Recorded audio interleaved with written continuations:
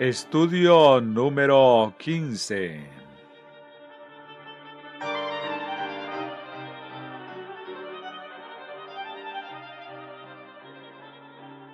Esta noche comenzaremos donde terminamos la pasada tarde y con la intención de estudiar el tema tal como lo expone la Biblia.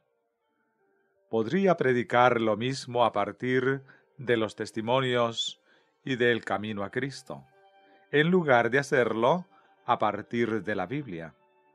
Pero hay un gran problema. Los hermanos parecen estar muy prestos a contentarse con lo que leen en esas publicaciones y no van a la Biblia para encontrarlo allí. Ahora bien, ese es precisamente el objetivo de los testimonios y del camino a Cristo. Llevarnos a la Biblia a fin de encontrarlo en ella. Así pues, evitaré intencionadamente esos materiales, no como si contuvieran algún error, sino porque queremos razonarlo a partir de la Biblia y saber dónde se encuentra en ella. Ese es el camino que el propio Señor ha dispuesto, tal como los mismos testimonios declaran. Leeremos ahora en ellos.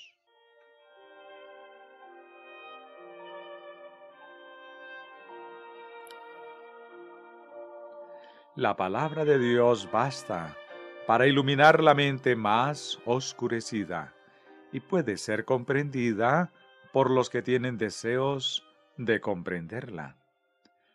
Pero no obstante todo eso, algunos que profesan estudiar la palabra de Dios se encuentran en oposición directa a sus más claras enseñanzas. Entonces, para dejar a hombres y mujeres sin excusa, Dios da testimonios claros y señalados, a fin de hacerlos volver a la palabra que no han seguido. La palabra de Dios abunda en principios generales para la formación de hábitos correctos de vida, y los testimonios generales y personales han sido calculados para atraer la atención más especialmente a esos principios. ¿No estáis familiarizados con las Escrituras? Si os hubieseis dedicado a estudiar la palabra de Dios con un deseo de alcanzar la norma de la Biblia y la perfección cristiana, no habríais necesitado los testimonios. Es porque habéis descuidado el familiarizaros con el libro inspirado de Dios, por lo que Él ha tratado de alcanzaros mediante testimonios sencillos y directos, llamando vuestra atención a las palabras de la inspiración que habéis descuidado de obedecer. No son sacadas a relucir verdades adicionales, sino que Dios ha simplificado, por medio de los testimonios, las grandes verdades ya dadas, y en la forma de su elección las ha presentado a la gente, para despertar e impresionar su mente con ellas, a fin de que todos queden sin excusa. Los testimonios no han de empequeñecer la palabra de Dios, sino exaltarla y atraer los ánimos a ella, para que pueda impresionar a todos la hermosa sencillez de la verdad. Joya de los Testimonios, tomo 2, página 279, hasta la 281.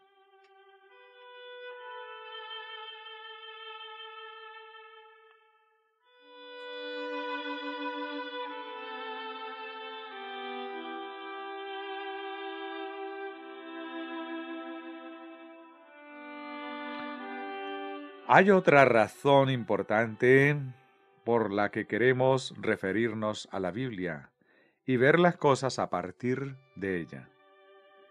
Al acabar este instituto y asamblea, deberemos ir y predicar precisamente eso, y hemos de predicarlo a personas que no creen en los testimonios. Las Escrituras declaran que las profecías son no para los incrédulos, sino para los que creen. Primera de Corintios 14:22. Cuando vamos a predicar este mensaje a quienes nada saben sobre los testimonios, hemos de enseñar lo que dice la Biblia, y lo hemos de hacer solo a partir de ella. Si predicásemos a nuestro propio pueblo, sería útil recurrir a los testimonios y a esas otras ayudas. Pero si aún entonces las mentes fueran conducidas a estas fuentes y no fueran llevadas en ello a la Biblia, entonces no se habría dado a los testimonios el uso correcto, el que el Señor ha dispuesto. He observado un fenómeno parecido en otra área. El libro El secreto cristiano para una vida feliz parece tener una grandísima influencia en muchos. He conocido a personas que han leído ese libro y que han obtenido considerable beneficio a partir de su lectura, según su propia percepción. Los ha iluminado y alentado, y sin embargo son incapaces de encontrar eso en la Biblia y obtenerlo de ella. Hermanos, quiero que cada uno de vosotros comprenda que hay en la Biblia mucho más sobre el secreto cristiano para una vida feliz que en 10,000 ejemplares de ese libro. Amén, dice la congregación. Creo que hace unos 5 o 6 años lo vi por primera vez. Alguien que lo estaba leyendo me preguntó si lo conocía. Le respondí negativamente. Me preguntó si lo leería, a lo que respondí que sí. Y así lo hice, pero no sin darme cuenta de que había encontrado mucho más sobre el secreto cristiano para una vida feliz en la Biblia que en aquel libro. Quisiera que las personas aprendieran a encontrar en la Biblia lo que ésta contiene directamente. Amén, dice la congregación. Si el libro es útil para ayudar a las personas a encontrar ese secreto en la Biblia, bien está. Pero sé que ese libro no contiene nada sobre el secreto cristiano para una vida feliz que no ponga la Biblia al alcance de cualquiera.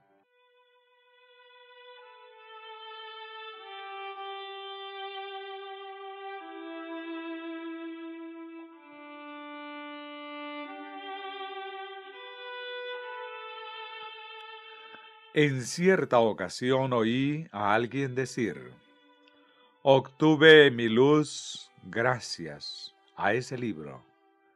Aquí está el libro del que obtuve mi secreto cristiano para una vida feliz, sosteniendo en alto la Biblia.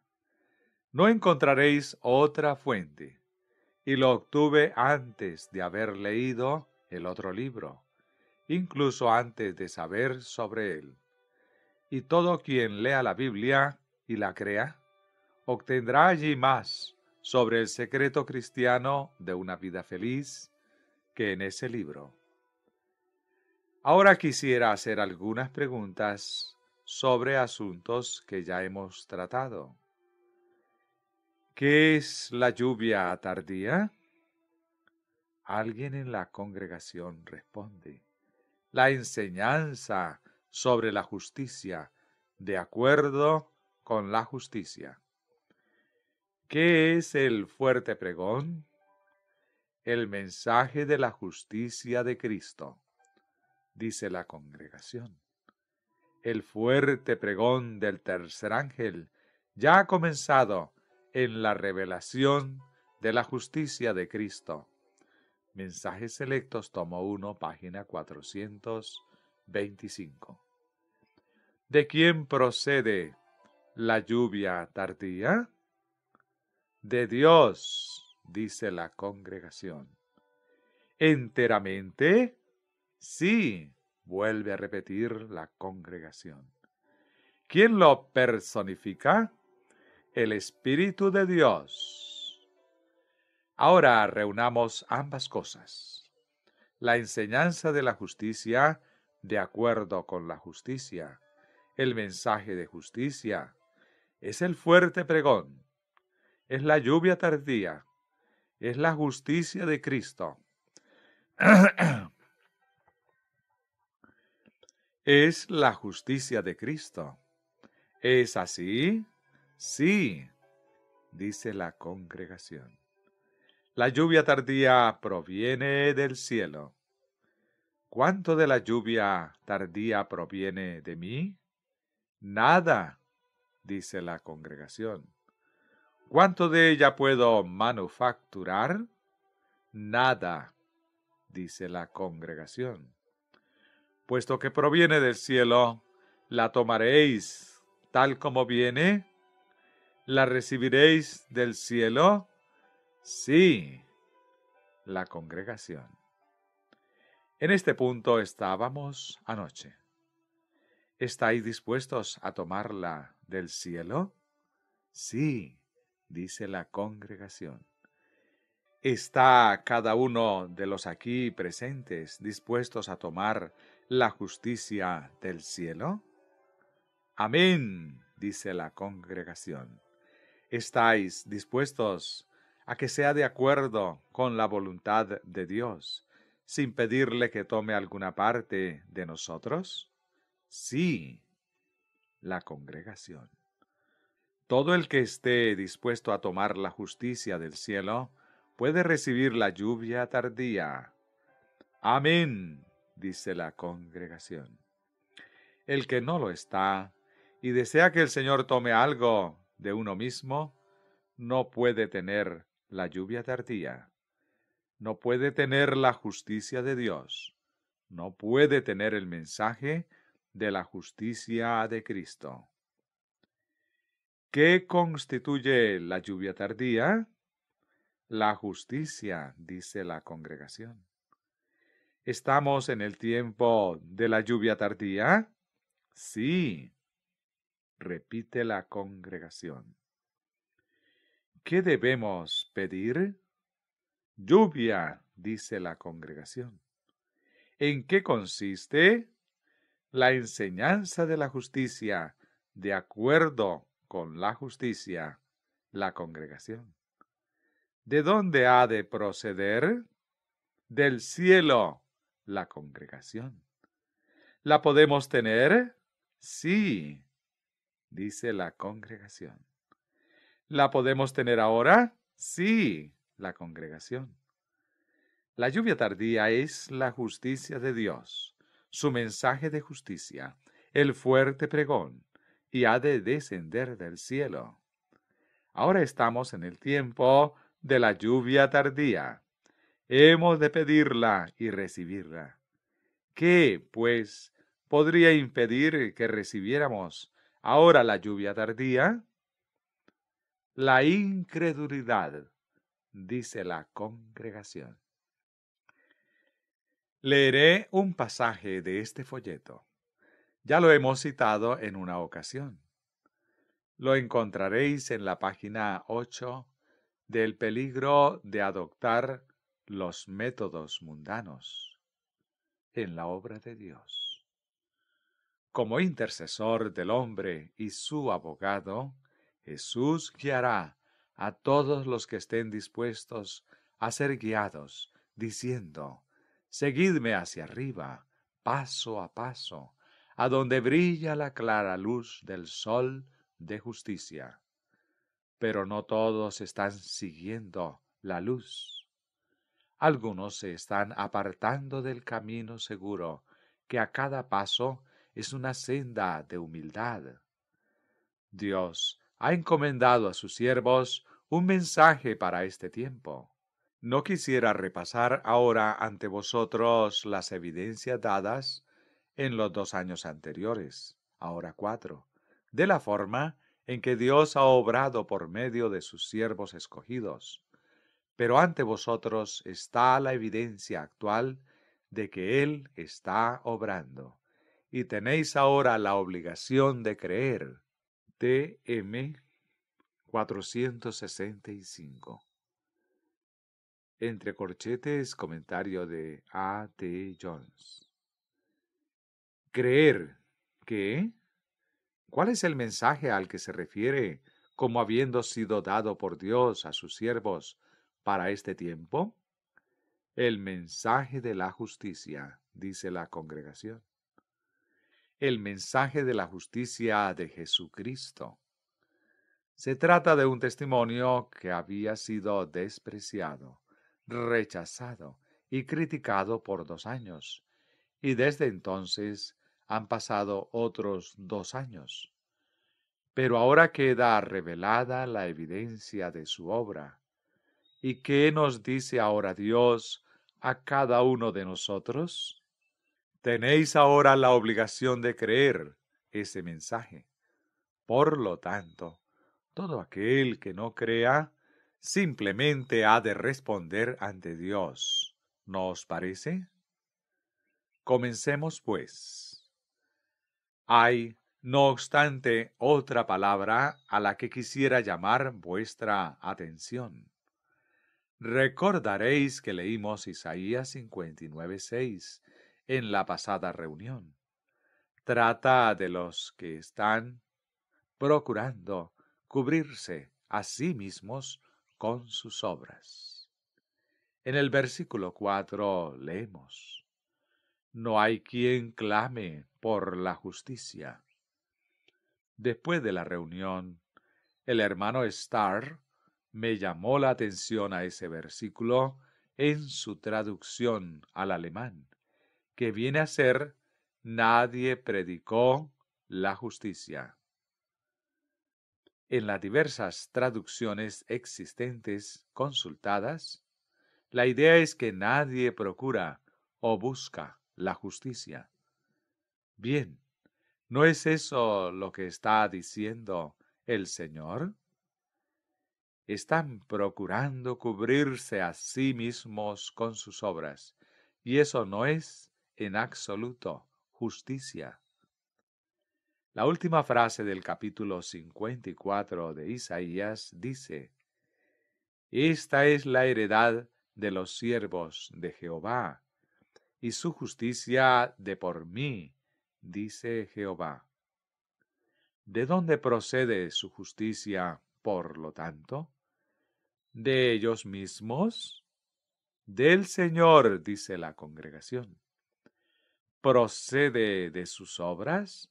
No. Su justicia de por mí, dice Jehová. ¿Qué decimos a eso? Amén, dice la congregación. Por lo tanto, todo aquel que espere o busque cualquier justicia que no proceda de Dios, ¿en qué condición se encuentra? Se escucha una voz en el auditorio: cubierto con trapos de inmundicia, lo que implica que está absolutamente desprovisto de justicia. Aquel que pretende obtenerla de sus propias obras, ¿la tendrá? ¿Proviene eso de Dios? No, dice la congregación.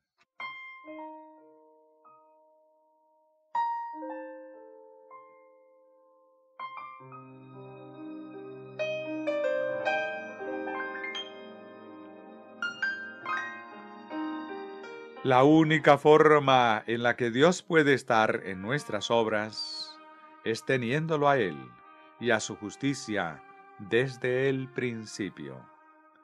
Y la única base de nuestra esperanza se encuentra en la justicia de Cristo que nos es imputada y en la que nos trae el Espíritu Santo. Esto nos lleva exactamente al punto en el que terminó el hermano Prescott.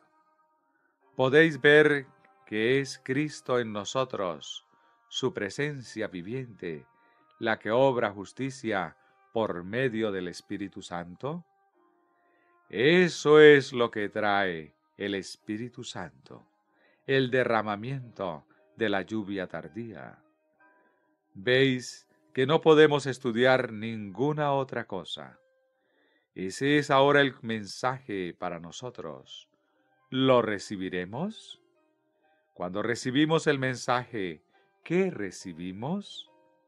A Cristo, dice la congregación. Cuando recibimos a Cristo, ¿qué tenemos? El Espíritu Santo, la lluvia tardía, dice la congregación.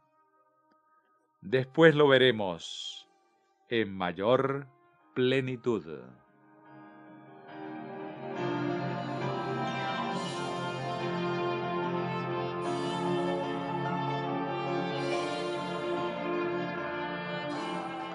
Ahora, otra cosa, hermanos.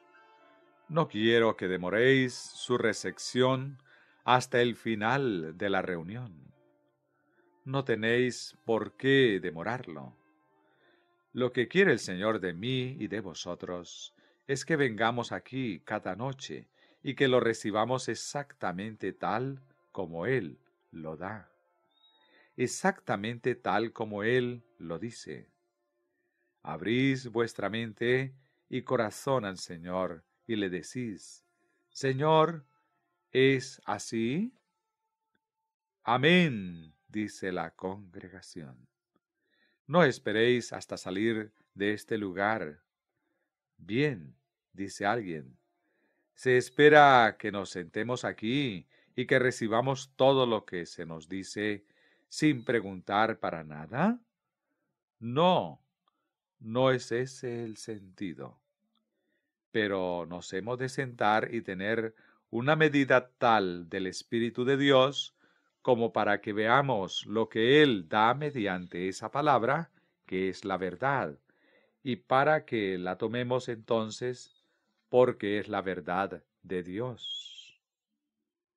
Amén, dice la congregación. Hermano D.C.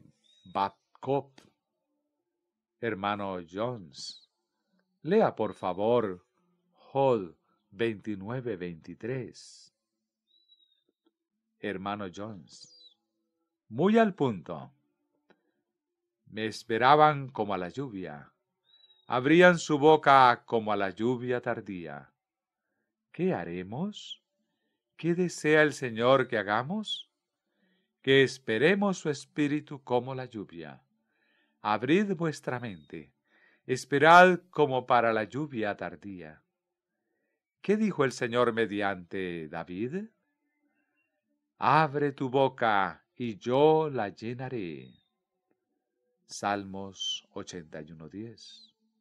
Nuestra actitud, al estar aquí sentados, ha de ser como la de los pajarillos que abren sus picos para recibir la comida. Ya sabéis cómo hacen los pollitos. Se diría que hay más pico que animal. Eso es lo que el Señor quiere que hagamos.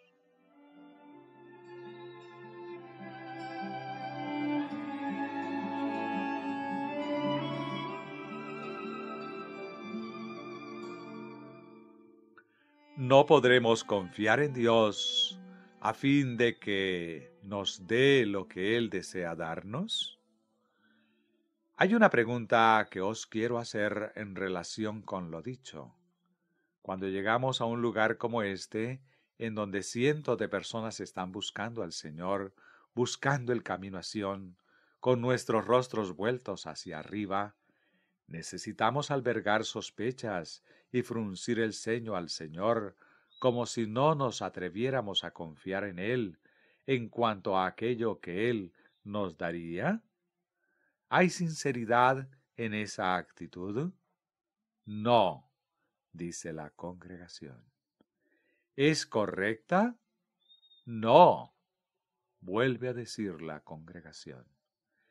Creo en el Señor y confío en que cuando venimos en unidad, con corazones que le buscan, todo aquel que le abra el corazón no recibirá otra cosa que no sea lo que Dios da.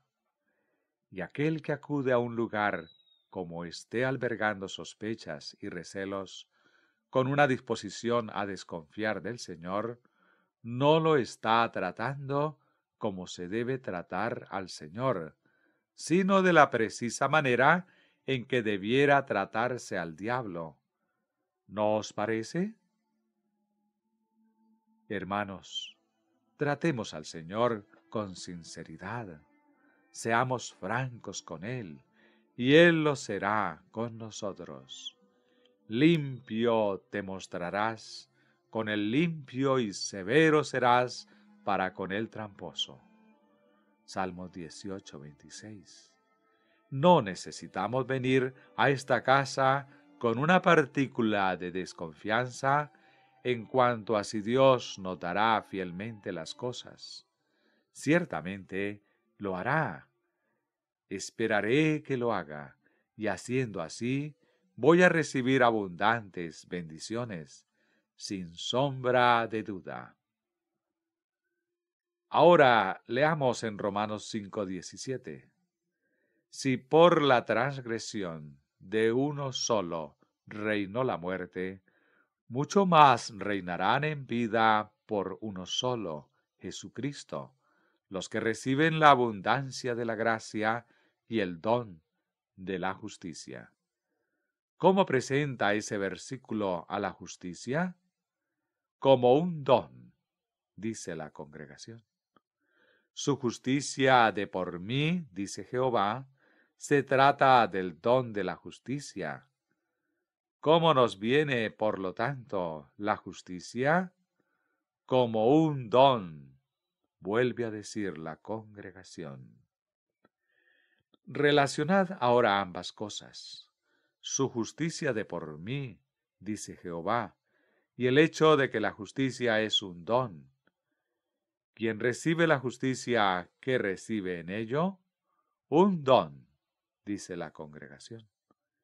¿Quién lo recibe como el don que es? ¿Qué recibe? La justicia, dice la congregación. ¿Cómo la recibe? Según la idea de Dios sobre la justicia. ¿Nos daría el Señor acaso algo que no fuera rectitud, según su propia mente? ¿Comprendéis el punto? El que no recibe la justicia de Dios como un don gratuito de Dios, ¿tendrá acaso la justicia?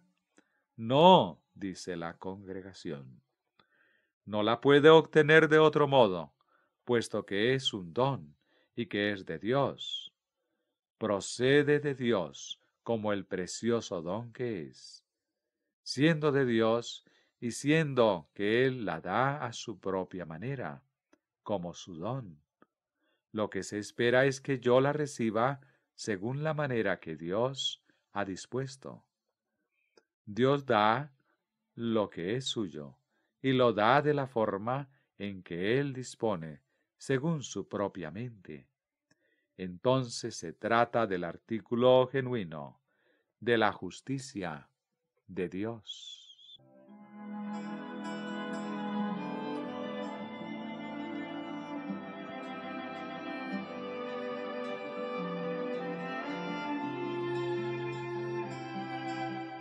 Podéis ver con claridad que no puede haber ahí ni una sola hebra de invención humana.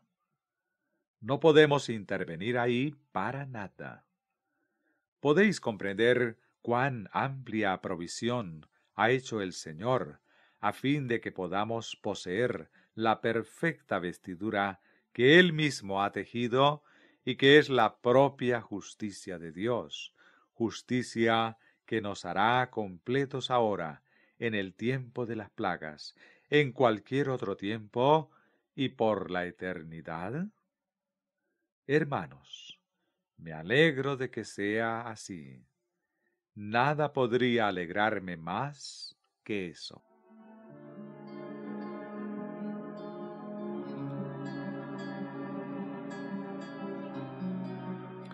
No hace mucho tiempo me dijo una hermana que en época anterior a estos últimos 4 años había estado lamentándose por su estado y se había estado preguntando si llegaría alguna vez el momento en que el Señor regresara, dado que tenía que esperar hasta que su pueblo estuviera preparado para encontrarse con Él. Me dijo que a pesar de haberse dedicado con el mayor empeño, no estaba experimentando el progreso necesario a fin de que el Señor pudiera regresar en un tiempo razonable, por lo que a ella misma respectaba, y que le era imposible imaginar cómo habría de darse el regreso del Señor. Eso la había preocupado, pero me dijo: cuando la gente regresó de Minneapolis afirmando, la justicia del Señor es un don, podemos tener la justicia del Señor como un don, y podemos tenerla ahora. Eso me llenó de gozo, me trajo luz, porque ahora veía que el Señor podría regresar muy pronto. Siendo que es Él mismo quien nos pone el ropaje, nos viste, nos da el carácter, preparándonos así para el juicio y para el tiempo de angustia, comprendí ahora que el Señor podría regresar con la prontitud que Él había previsto.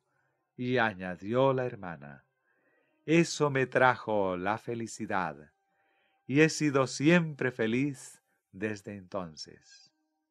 Hermanos, a mí también me hace feliz en todo momento.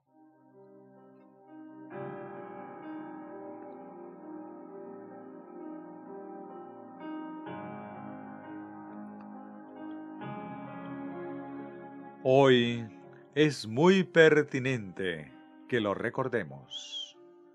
Sabéis que todos hemos pasado por esa experiencia. Sabéis que hubo un tiempo en el que nos sentamos y clamamos por no ser capaces de hacer lo suficiente para satisfacer nuestra propia estimación sobre el bien requerido. Y mientras que por un lado esperábamos el pronto regreso del Señor, por otro lado temíamos que fuera demasiado pronto. ¿Cómo iba a llegar a estar preparado alguna vez? Gracias al Señor porque Él puede prepararnos. Amén, contesta la congregación. Él mismo proporciona las vestiduras de boda. El director del festejo proveía siempre las vestiduras de boda. El Señor es ahora el director de la cena de bodas y va a regresar muy pronto. Nos dice: aquí está el vestido que os hará adecuados para ocupar ese lugar. Algunos no podrán asistir a esa fiesta por no ir vestidos de la forma requerida, pero el Señor ofrece ahora a todos las vestiduras como un don gratuito. Por lo tanto, ¿quién será el culpable si alguien no las lleva?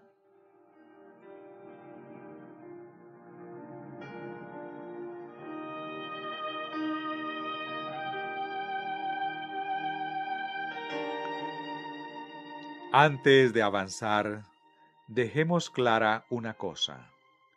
¿Creéis en toda sinceridad que Dios quiere decir lo que dice? Sí, dice la congregación.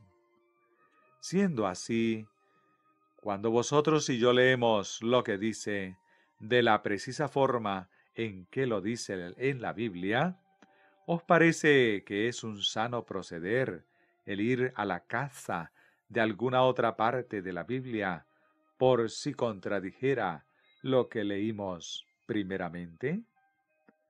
¿Os parece que el Señor es capaz de expresarnos su propio relato a su propia manera, sin contradecirse a sí mismo? Sí, dice la congregación. Bastante tiempo hemos perdido ya en las dudas. Así, no es mi propósito armonizar los textos de la Escritura en los estudios que habré de presentar aquí en este instituto. Estoy persuadido de que el Señor se ha expresado con llaneza y exactitud. No pienso que necesite para nada mi ayuda. Al contrario, soy yo quien necesita su ayuda para que me permita ver que no hay absolutamente contradicción alguna. Y pienso que si a mí me parece que las hay, es porque necesito más de su espíritu, a fin de que comprenda que no hay ni una sola contradicción. Mas, bien que procurar armonizar la supuesta contradicción, reconoceré que el Señor lo sabe todo sobre eso, y esperaré hasta que el Señor me conceda amplitud de mente para que pueda ver que no hay ahí contradicción alguna. Así, lo que quiero aquí que quede decidido ahora y por siempre es que cuando leéis algo en la Biblia, eso quiere decir exactamente lo que dice, y no tenéis necesidad de ir a la casa de algo en la Biblia que constituya el reverso de la moneda. No hay reverso, solo hay una cara. Bien, ¿cómo va a explicar cada pasaje en la Biblia al ser requerido por alguien? Ahí está el problema. Muchos salen a predicar el Evangelio considerando que si no son capaces de explicar todo lo que la gente pueda preguntarles, eso va a significar un gran descrédito para su ministerio. No es así. Será bueno que reconozcamos que hay en la Biblia cosas que aún no hemos comprendido plenamente.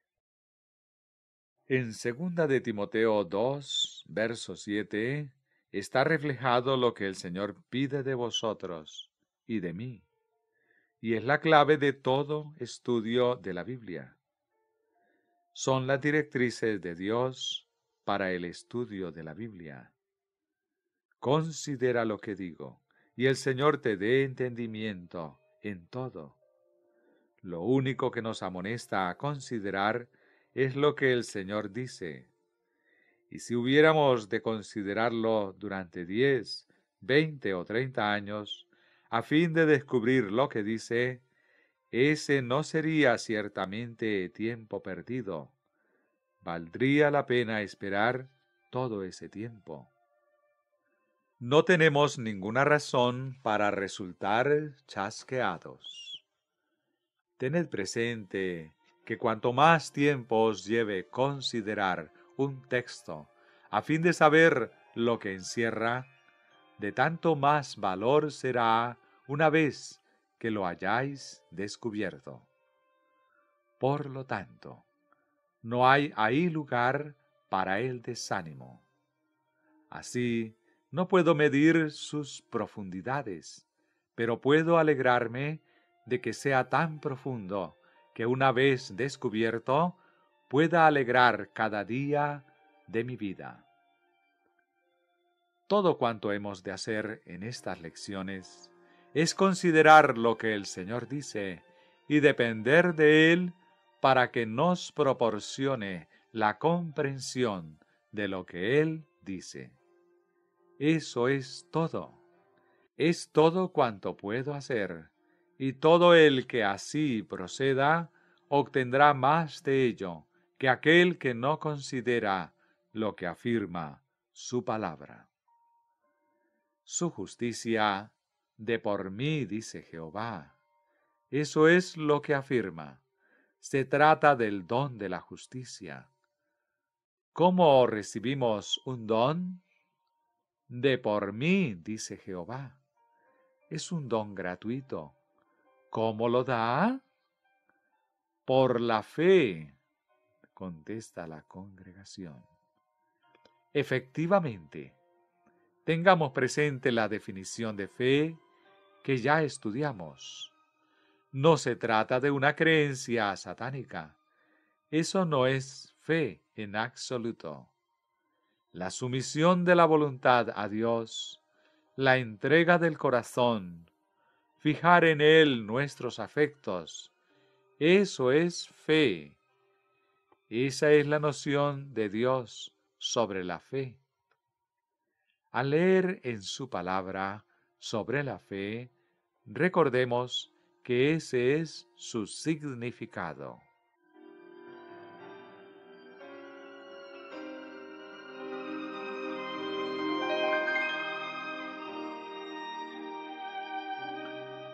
Observad esto.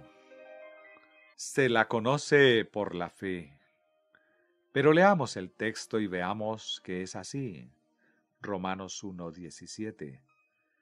Porque en el Evangelio la justicia que viene de Dios se revela de fe en fe. Por lo tanto, ¿de qué única manera se la puede obtener? Por la fe, dice la congregación. No de fe en obras, sino de fe en fe. Ahora bien, ¿qué es fe?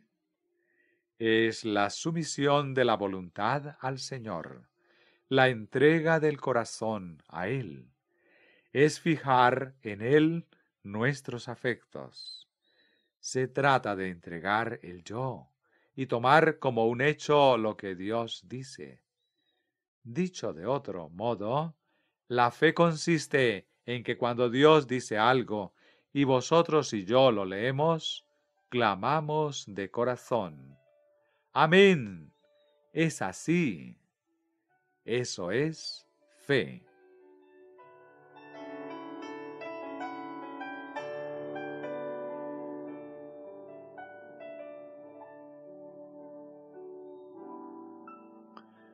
La fe viene por el oír, y el oír por la palabra de Dios. Romanos 10:17. ¿Cuál es, pues, la fuente de la fe? La palabra de Dios, dice la congregación. ¿Cómo nos viene la fe? Por el oír la palabra de Dios, dice la congregación. Esa es la fuente, el origen. Al leer esa palabra, os sometéis a ella y decís, es así. La tomo tal cual es, sin intentar explicarla, ni siquiera a mí mismo. La tomo tal como Dios la dice, la recibo tal como Él me la da. Reposo en su palabra, en la precisa forma en que el Señor me la proporciona, según la comprensión de ella que Él mismo me da. Haciendo así, puedo tener la seguridad de que en esa palabra y a partir de ella, recibiré lo que la palabra tiene para mí. Además, eso evita que entretejamos en ella hebras de invención humana. Así pues, es un asunto de fe, viene por la fe, la recibimos de esa manera.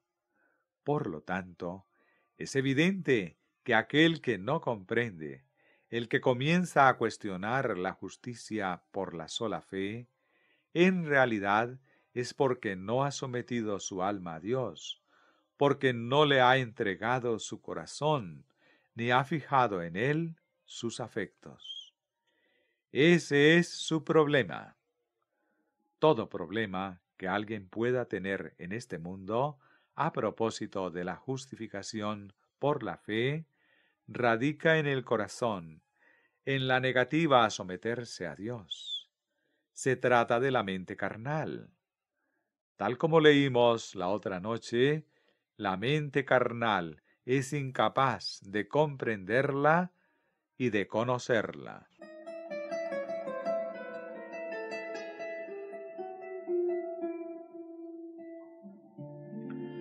Ahora, leamos en Romanos 3, comenzando en el versículo 20. Por las obras de la ley, ningún ser humano será justificado delante de él. Justificado significa hecho justo.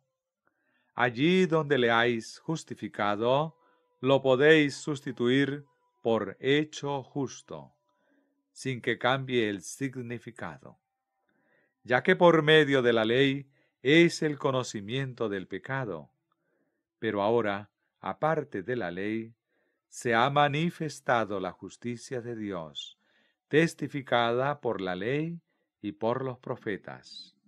La justicia de Dios por medio de la fe en Jesucristo, para todos los que creen en Él, y luego hacen lo mejor que pueden. No, porque no hay diferencia, dice la congregación. Para todos los que creen en Él, porque no hay diferencia, por cuanto todos pecaron y están destituidos de la gloria de Dios. Y ahora, el versículo al que quería llevaros, el 24. Y son justificados, son hechos justos. ¿Cómo? Gratuitamente, responde la congregación. ¿Hechos justos gratuitamente? Sí, dice la congregación. Así es. Demos gracias al Señor por ello y tomémoslo ahora mismo, siendo hechos justos gratuitamente por su gracia. Detengámonos ahora en este punto, en la gracia, y volvamos a Romanos 11:6, donde leemos: y si es por gracia, ya no es por obras. De otra manera, la gracia ya no sería gracia. Y si la gracia dejara de ser gracia, ¿qué sería de las personas en este mundo? ¿Qué sería de nosotros? Se escucha una voz en la congregación. Dejaríamos de ser. Efectivamente, hermanos, entreguémonos, sometámonos. Y si es por obras, ya no es gracia. De otra manera, la obra ya no sería obra, dado que no es por obras. Las obras del hombre quedan reducidas a la nada. ¿Comprendéis cuál es la situación del que confía en las obras?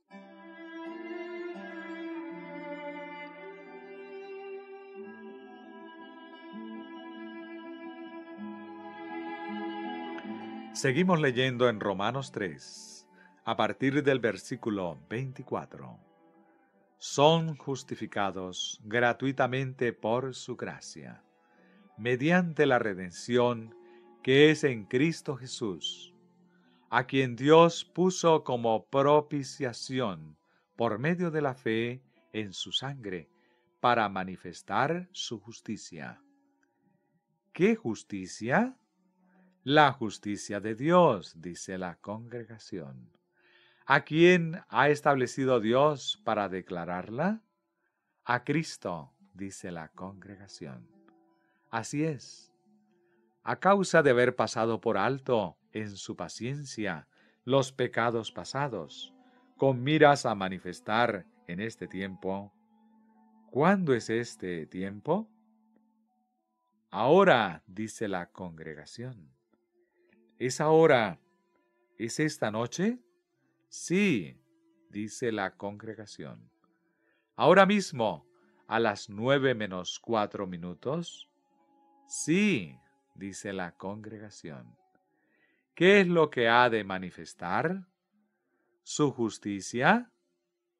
Sí, dice la congregación. ¿A vosotros? Sí, dice la congregación. Gracias al Señor por ello. A causa de haber pasado por alto, en su paciencia los pecados pasados, con miras a manifestar en este tiempo, ahora, su justicia.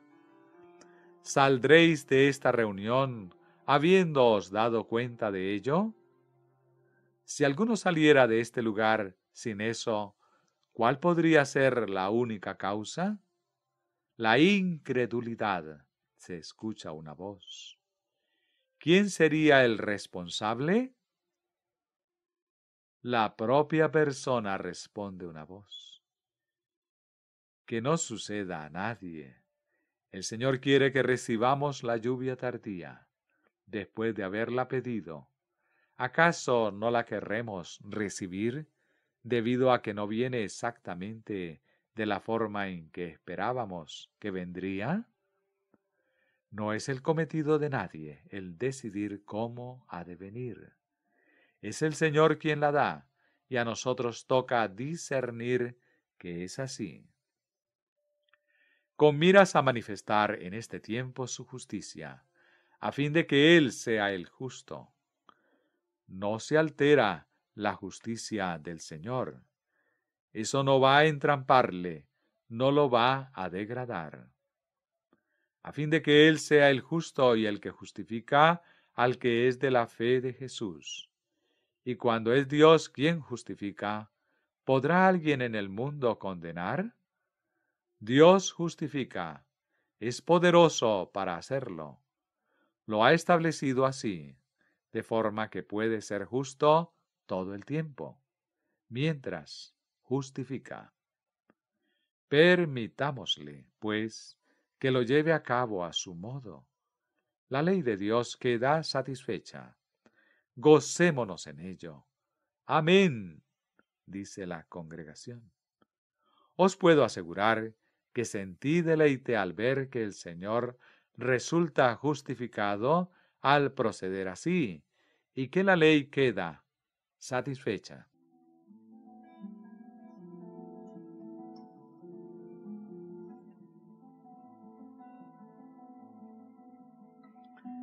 Seguimos leyendo. ¿Dónde pues está la jactancia? Queda excluida. ¿Por qué ley? ¿Por la de las obras? No, por la ley de la fe.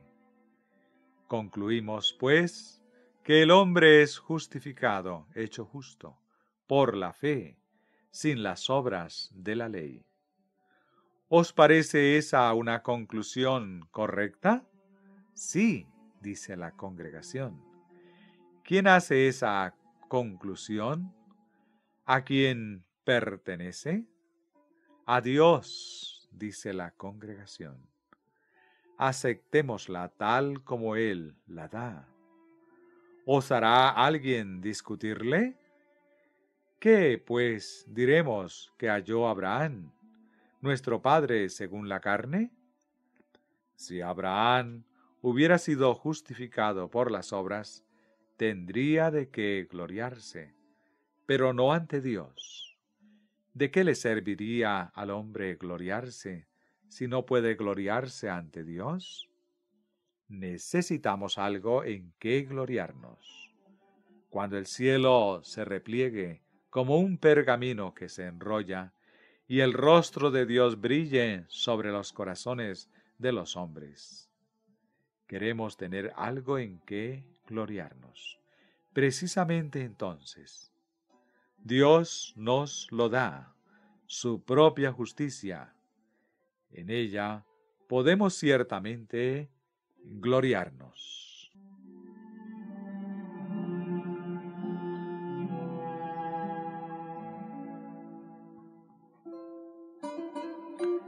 ¿Qué dice la Escritura? Creyó Abraham a Dios y le fue contado por justicia. ¿Qué nos dice eso? ¿Qué hizo Abraham? Creyó, dice la congregación. ¿Cómo llamamos a eso? Fe, la congregación. Su creer en Dios. ¿Qué le supuso? Justicia, responde la congregación. ¿Quién le contó su fe por justicia? Dios. Congregación. ¿Se trataba de un error? No. Congregación. Sea que lo entendamos o que no, el Señor lo hizo y fue justo haciéndolo así. Fue perfectamente justo. Nosotros no estuvimos en su realización, no tuvimos que prepararlo. Si hubiera dependido de nosotros, jamás lo habríamos logrado. Recibámoslo tal como Él nos lo da, y cuando le permitimos que obre a su propia manera, estamos en su camino. Todo saldrá bien y no necesitamos temer nada.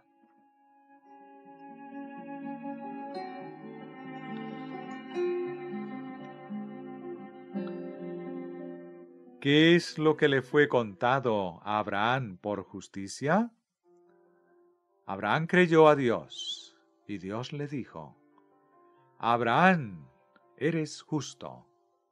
La expresión se repite 3 veces en ese corto pasaje. ¿Qué le fue contado por justicia? Su creer en Dios. Pero al que trabaja no se le cuenta el salario como un regalo, sino como deuda. Pero al que no trabaja, ¿es eso lo que dice? ¿Dice al que no trabaja, al que no obra? Sí, contesta la congregación. Pero al que no trabaja, sino que cree en aquel que justifica al impío. Nos encontramos de nuevo aquí ante el mensaje a la Odisea. Miserable, pobre, ciego y desnudo. Esa es la condición de la persona a la que Dios justifica. Su fe le es contada por justicia. Al impío su fe le es contada por justicia. ¿Acaso no es eso creer en aquel que justifica al impío? ¿Traerá eso justicia al impío? Sí, contesta la congregación. Confesando que es impío y teniendo fe en que Dios hace justo al impío que cree. Sí, ciertamente.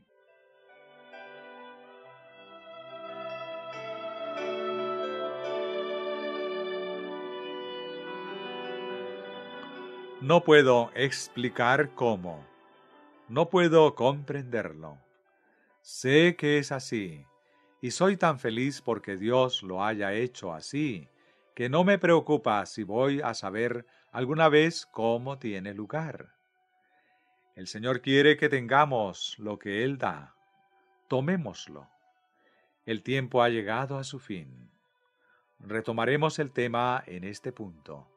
Pero no olvidéis que es lo que le fue contado a Abraham por justicia.